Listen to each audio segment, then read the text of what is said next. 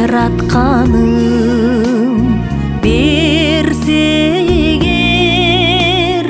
бүт болгон байлыгымдан кечер элем сан жеткис түйшүгүңдү